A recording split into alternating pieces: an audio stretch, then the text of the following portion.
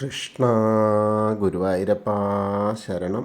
ഇന്നും ഗുരുവായൂരപ്പനെ കാണാനുള്ള ആ ഒരു ഭാഗ്യമുണ്ടായി. നിർമ്മാല്യ ദർശനം രാവിലെ 3 മണിക്ക് തന്നെ നാഴികമണി 3 അടിച്ച സമയത്ത്, അതേ സമയത്ത് കിഴക്ക് വശത്തെ ഗോപുരവാതിൽ തുറന്നു. നല്ല തിരക്കാണ്. ഞായറാഴ്ചയല്ലേ, അവധിക്കാലമാണ്. അതിൽ എന്താ പറയുക, നല്ല തിരക്ക് തന്നെ പറയാം. ഒരു VIP ദർശനത്തിൻ്റെയും പിന്നെ 1000 രൂപയുടെ സ്പെഷ്യൽ ദർശനത്തിൻ്റെയൊക്കെ നിറഞ്ഞു കവിഞ്ഞിട്ടാണ് ആദ്യം തന്നെ ഉണ്ടായത്. അതിനുശേഷം ജനറൽ ക്യൂ തന്നെ 3 സ്ഥലത്തും ഫുള്ളായിട്ടായിരുന്നു. അങ്ങനെ ആ ഒരു ദർശനത്തിൻ്റെ സമയമാണ്. വളരെ മനോഹരമായിട്ട് 3 അടിച്ച സമയത്ത് തന്നെ ഗോപുരവാതിൽ തുറന്ന് ഉടനെ എല്ലാവരും ഓടി കയറുക എന്ന് പറഞ്ഞാൽ നല്ലൊരു ഓട്ടമാണ്. ആ ഓട്ടപ്രദക്ഷിണം പോലെ നേരെ കൊടിമരം വഴി തന്നെയാണ് നേരെ വിടുക. അങ്ങനെ ആ ഭഗവാന്റെ വാതിൽപ്പടി കയറിയിട്ട് ആദ്യം പോകുന്ന ആൾക്ക് ഏറ്റവും എന്താ പറയുക, മഹാഭാഗ്യം എന്ന് പറയാം. നേരെ സോപാനം വഴി തന്നെയാണ് പോവുക.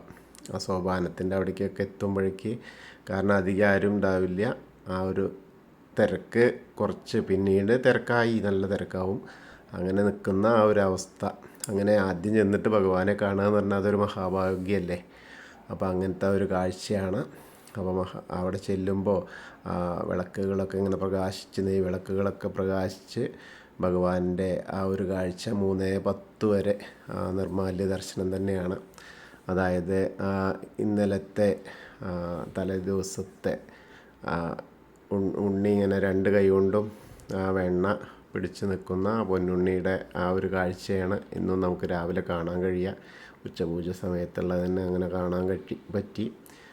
അതിനുശേഷം നമ്മളങ്ങനെ വന്ന് കാണുമ്പോൾ കുറച്ച് കഴിയുമ്പോഴേക്ക് തൈലാഭിഷേകത്തിൻ്റെ ആ ഒരു ശംഖാഭിഷേകം, അതേപോലെ വാകച്ചാർത്തിൻ്റെ സമയമായി 3:15 ആയപ്പോഴേക്ക് വാകച്ചാർത്തായി. ആ വാകച്ചാർത്ത് ഇങ്ങനെ കാണുക എന്ന് പറഞ്ഞാൽ തന്നെ എന്താ വെച്ചാൽ, നെന്മിനി വാക അങ്ങനെ പൊടി ഇങ്ങനെ ഭഗവാന്റെ ദേഹത്ത് മുഴുവൻ വെതറി ഇഞ്ചിപ്പുല്ലും രോമം ഒക്കെ ആയിട്ടുള്ള അത് പന്നിയുടെ രോമം കൊണ്ടൊക്കെയാണെന്നാണ് പറയുക. അത് അത്രയ്ക്കും എന്താ പറയുക, മൃദുവായ ഭഗവാന്റെ ശരീരമാണ്. അപ്പോൾ അങ്ങനെ വേണം കഴുകിയെടുക്കാൻ എന്നാണ് പറയുക. അതൊക്കെയാണ്. അപ്പോൾ അത് ഏറ്റവും വാകച്ചാർത്തിൻ്റെ പുണ്യം എന്ന് പറഞ്ഞാൽ അതാണ്. അത്രയ്ക്കും പവിത്രമായ ആ ഒരു സമയം. അത് കഴിഞ്ഞ് ശംഖാഭിഷേകം, പിന്നെ സപ്തശുദ്ധി അഭിഷേകത്തോട് കൂടിയിട്ട് അങ്ങനെ ആ ഒരു സമയം. പിന്നെ അതിന് ശേഷം 3:35 ആകുമ്പോഴേക്കും പിന്നെ മലർ നിവേദ്യത്തിനടക്കിയായി. അതേവരെയും നിർമ്മാല്യ ദർശനമാണ്. ആ നിർമ്മാല്യ ദർശനത്തിൻ്റെ അവസ്ഥ എന്ന് പറഞ്ഞാൽ ഈ സോപാനപ്പടിയിലൂടെയുള്ള ദർശനം. ഇപ്പോൾ വളരെ സമയം കുറച്ചേ അങ്ങനെ ഉണ്ടാവുള്ളൂ. അതിനുശേഷം, കാരണം ഏത് സമയത്തും തിരക്കാണ്. ആ തിരക്കിനെ ഒഴിവാക്കാനായിട്ട് യാതൊരു രക്ഷയില്ലല്ലോ. അത്രയും ഭക്തജനങ്ങൾ വന്നുകൊണ്ടിരിക്കുകയല്ലേ. അപ്പോൾ അങ്ങനെ അതൊരു പുണ്യമാണ്. അങ്ങനെ ഒരു കാഴ്ച കാണാൻ കഴിഞ്ഞു.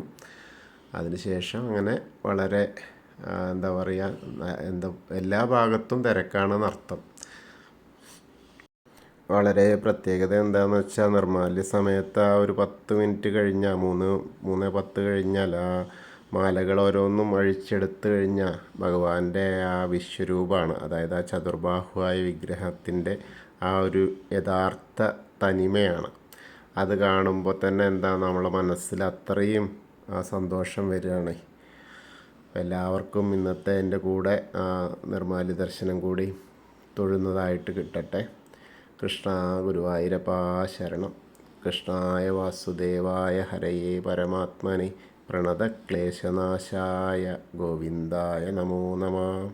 ഹരേ കൃഷ്ണ ഗുരുവായൂരപ്പ ശരണം.